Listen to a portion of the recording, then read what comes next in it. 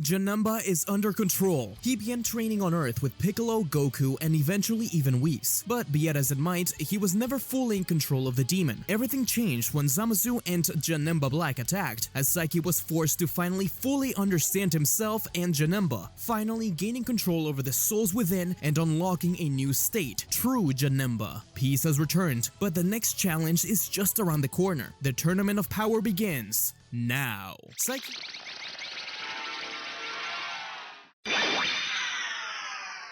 Psyche and Erasa sit together at a diner, chatting and enjoying a meal. After the battles in the future, the two of them are officially dating. They have a lot in common, including their taste in music, though she is far more girly than any Oni he ever knew. He wasn't even sure if he'd ever met any woman in Otherworld, except for Princess Snake. But she was always out of his league anyways. As the night winds down and Psyche goes in for a kiss, someone grabs his hand and pulls him away, the kiss landing on Baby Bra's forehead. Goku had teleported him to Capsule Corp. It was time. Didn't he remember? The Tournament of Power. It was time to train. They only have a few days. Psyche rolled his eyes. He didn't have it in him to fight all the time like Goku and Vegeta did, and he just can't keep leaving Erasa like this. Videl interjects by saying that she'll get used to it, glancing over at Gohan, and she offers to call Erasa for him. There were a few faces which Psyche didn't recognize, including Android 17. So, what kind of music are you into? I listen to nature sounds with a low bass over them. Oh, but I have been looking for new stuff. Psyche smiled brightly, eager to introduce Android 17 to the wonderful world of hyperpop. Psyche hugged Gohan. It was great to see him again, and to get to battle by his side. As the leader, Gohan devised a plan to stick together during the start of the tournament. But there was one problem. They needed a final fighter. Goku had someone in mind now that Buu fell asleep, a warrior he hadn't seen in many years. A warrior familiar to Psyche. Without asking, Goku teleports them both to Otherworld. Goku and Psyche venture forth to seek out the new warrior, known for his fierce determination and unmatched speed, Pikkon. Upon arrival, they find Pikkon in deep meditation. Goku approached him with his usual grin, but Psyche hangs back, sensing tension in the air. Pikkon's eyes open, and his gaze upon Psyche is one of thinly veiled contempt. I know why you're here, Goku. Yama told me you had me in mind. I have been training, but I simply cannot fight alongside that demon. Psyche was insulted, but he did beat him up pretty badly the first time he was Janemba. But that still hurt. Goku explains the dire stakes of the Tournament of Power, the survival of the entire universe, and countless others. Pikkon remains unmoved until Goku speaks of the honor and the opportunity to battle alongside the mightiest. It's the chance to prove himself once more, not just to others, but to the cosmos itself. Pikkon looks at Psyche. He didn't trust him, but he did respect Goku. Finally convinced, Pikkon agrees. If you slip up once, demon, I'll be the one to take you down. With Baba's help, Pikkon is brought to Earth, where he trains with Goku, Vegeta, Piccolo, and Psyche. Pikkon does slowly begin to see that Psyche truly is under control, but he still doesn't trust them. For all he knows, he will take a chance to knock them all out of the arena and use that wish for himself. He did like Piccolo though, and so, after a few hours of training, the tournament arrives. Team Universe 7 stands ready. Psyche is disappointed to hear the Grand Prix say no weapons allowed, nor flying. It was clear that Universe 7 had a giant target on its back, as everyone looked at Goku like they already wanted to kill him. And Psyche looked like such a small fry, no doubt he'd be a primary target at the start. Priests signaled the commencement of the tournament, and everyone rushed towards Universe 7. Gohan tried to tell them all to stick together, but Goku, Vegeta, 17, Pikkon, and the others jumped out into different directions. Gohan was upset, but Psyche stood by his side, as Basil rushed at Gohan, while Lavender kicked at Psyche. The Oni didn't have time to think. They were clearly extremely powerful warriors. He was afraid, but excited? Goku had clearly rubbed off on him. Well, it was time to fight. Right before Lavender reached them, Psyche yelled at his teammates to get away. They did so just in time, as Psyche transformed into his first form, Janemba, his massive body expanding in such a way that it pushed many fighters out of the arena. The trio of the Dangerous did not anticipate this, as they were knocked out of the arena, except for Bergamo. He led a barrage of Ki Blast against Janemba, who was knocked off balance and started to tumble to the side. That trick would only work once, but he wouldn't go down without a fight, as he created a copy of Bergamo in the palm of his hand that fired an attack just as powerful. The Wolf Warrior was surprised but avoided it, as he transformed into his giant form and tried to knock Janemba out. Psyche had enough, shrinking down into Super Janemba. Psyche finds himself back to back with Pycon, surrounded by enemies. They needed to take down Bergamo together. Their combined might is formidable, but it's their reluctant cooperation that turns the tie. There's an unspoken bond between the Otherworld warriors, as Pycon and Psyche manage to defend themselves against the swarm, whilst avoiding Bergamo's moves. Together, they push him off of the arena, taking others down with him. Janemba tried to high-five Pycon, but he simply flew away. The battles continued, with Goku and Vegeta facing off against the Universe 6 Saiyans and taking on something of a mentor role. As more fighters tried to steer clear of Janemba, Gohan, and the others, Janemba was given a chance to go off from the team and face other warriors. Now that he had full control over Janemba, he realized just how versatile he was, without having to sacrifice his personality. In fact, although he wasn't allowed to have any weapons, he didn't get searched for his phone. Janemba chuckled as he put his headphones on, fighting warriors left and right, with music blasting all the way through. Some gave him some troubles, such as Kale when she entered her berserk state. But he was having the time of his life. He led her through a collection of warriors, as if she was a raging bull, until Caulifla managed to calm her down. He continued on fighting Murichim and scaring him off of the arena. Toppo, Kakote, and many others stood no chance as Janemba rushed through all of them. Being fully in control, having fun, the music driving him, he felt more alive than ever. But everything changed as more universes continued to be erased.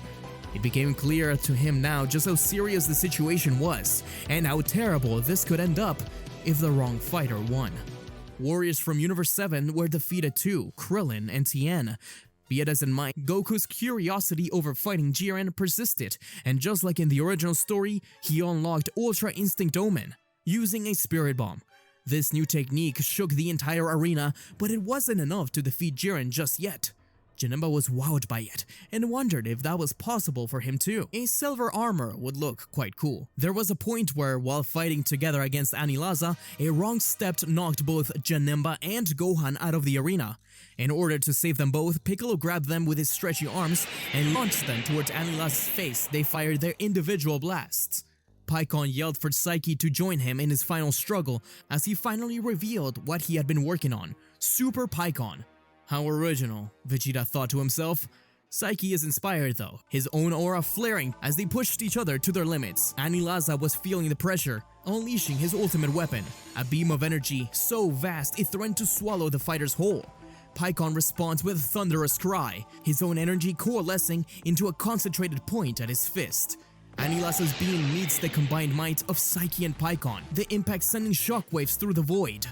For a moment, the entire arena is engulfed by blinding light, but Gohan and the others joined in. They were a team after all. As the light fades, Anilaza stumbles, cracks spreading from his form, energy seeping from the fractures. Psyche and Pycon press their advantage as together, surrounded by fire, they kick Anilaza out of the arena. Psyche and Pycon exchange a mutual nod, though Psyche tries to high-five him again. Psyche continues to battle more and more, ensuring to save his ultimate form for the final battle. Kefla's fight against Goku is similar to the original as well, with the Universe 6 fusion being defeated by Ultra Instinct Goku. Dispo's battle against Gohan was a tough one, as his speed was unparalleled. Even so, Gohan had a plan.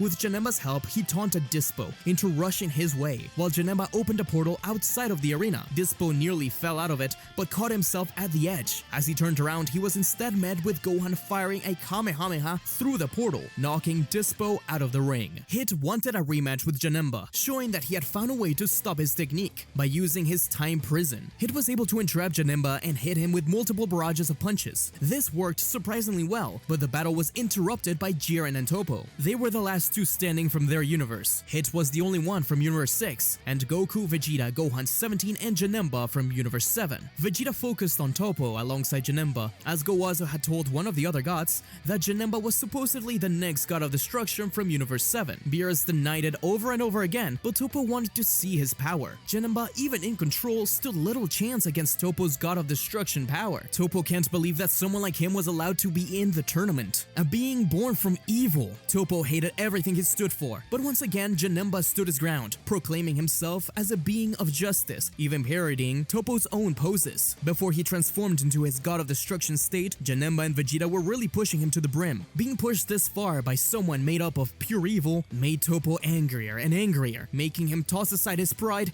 and use his god of destruction mode. Even in full control, Janemba stood little chance against this Toppo. Janemba had no option but to finally show off the power he had been hiding, the true Janemba form. His power exploded, finally able to contest Toppo, but it was Vegeta who finished him off. Janemba grabbed pieces of rubble and used his power to extend them out like spikes and push Toppo off. He managed to avoid them, but Vegeta intercepted him with one last final flash in his new Super Saiyan Blue evolution state, finally taking out Toppo. But the battles against Jiren weren't going as planned. Goku tried his best, but Jiren was on a whole nother level. Android 17 and Gohan flanked Jiren only to be pushed out of the way, while Hit and Goku were knocked against each other. They were all dangerously close to getting knocked off the ring. Vegeta saved Goku, while Janemba created portals for Hit, 17 and Gohan to fall into. However, something unexpected happened. Jiren reached into 17 and Hit's portals, grabbed them both and threw them out of the arena. Janemba could do little but try to grab one with his extending arms. He wasn't sure who he got, but when he pulled up,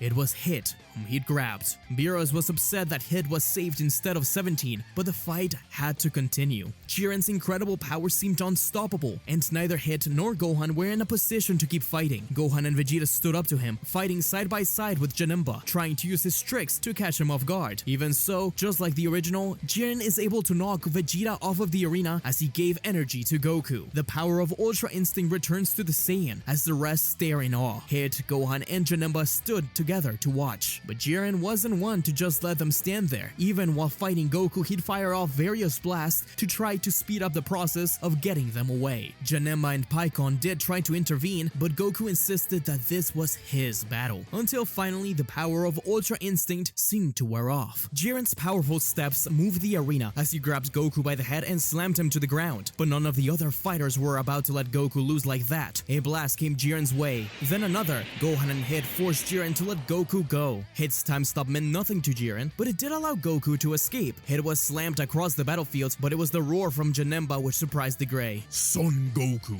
you bring a demon like this and you claim to be fighting for good? This demon has earned his spot in our team. That's what trust is about. The pieces of rubble floating around the arena suddenly turned into giant crystallized jelly beans, to which Zeno gasped and clapped. Those jelly beams came crashing down against Jiren, who could avoid and destroy them until they finally piled up on him. The alien exploded his ki, causing pieces of beans to fly all over the place, while Psyche and Paikon continued to fire blasts at him. But one of the ki blasts that stemmed from Jiren's body struck the arena they stood upon. They were both going to fall off. Paikon, thinking quickly and with his last bit of strength, kicked Janemba off and pushed him back into the arena, telling him not to let him win. Janemba had won the respect of Paikon. He wouldn't let him down. But Hit, Goku, and Gohan used set pieces as platforms, jumping from one to another and finally reaching Jiren, firing a powerful blast. Jiren was still in the running, but the team combinations were finally pushing him to the max. Jiren tried to go for Janemba next,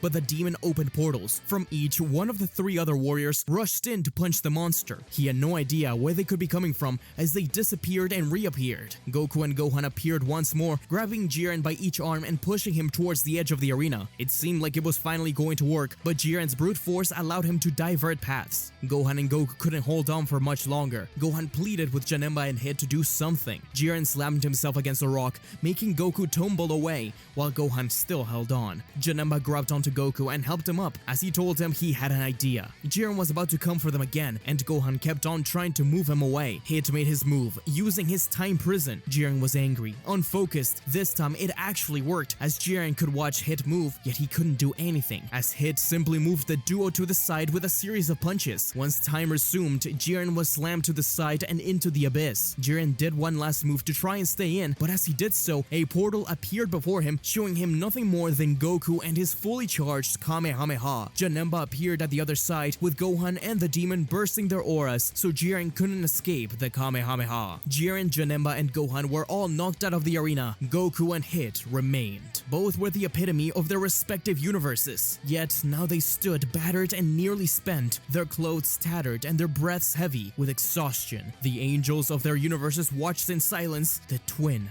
match. As Jiren's universe disappeared, he finally understood the importance of teamwork, but it was too late. Goku and Hit exchanged a wary smile, their mutual respect unspoken yet palpable in the electric air. Janemba could barely keep his eyes open, but he still cheered for his master. They knew that neither could muster their full power now. The fierce battles that had led to this moment had seen to that. Yet, as they took their fighting stances, a spark of excitement ignited in their eyes. This was, after all, the purest form of battle. Their movements were slower than before, but each strike, block, and dodge was a testament to their skill and spirit. They were not fighting to win anymore. They were fighting to celebrate the strength and resilience of their comrades who had fallen along the way. The sound of their fists and feet meeting echoed, not as the clashing of enemies, but as the rhythmic drumming of kindred spirits, sharing this final battle. Janemba was happy to see Goku's fighting spirit. This was what he wanted after all, battles against the strongest out there. As the fight drew on, Hit glanced at Goku and said, Our universes may be different, but our spirits are the same.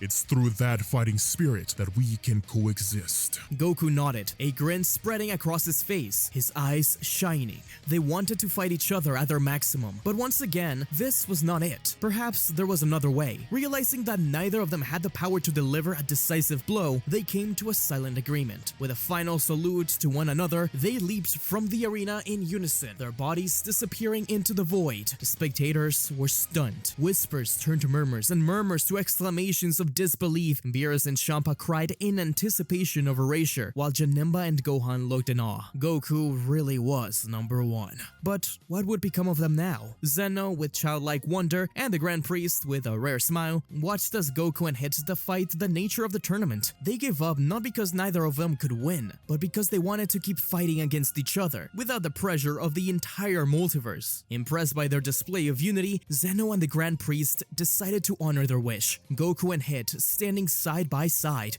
wished for the revival of all the universes that had been erased. The Super Dragon Balls glowed, the power reaching across the void to restore those that were lost. In that moment, the fabric of the multiverse was rewoven, and so, the tournament of power ended not with the triumph of one, but with the victory of all. Goku and Psyche shot each other's thumbs up, as finally, Psyche got Pycon to high-five him. As they waited to be teleported away, Janemba sat at the edge of the arena, watching the other universes leave one by one. Piccolo placed a hand on his shoulder, smiling at him. He had grown so much. He was proud. There was little more he could teach him now. He was his own warrior. That's when Kale, Caulifla, and Kaba appeared, saying that they have to visit planet Sadala soon enough. Psyche himself wanted to help Kale control her emotions. Lord knows that he always struggled with that. Perhaps that was his next step, teach others what he's learned. He looked down at the bracelet Eraser gave him. He was excited to go.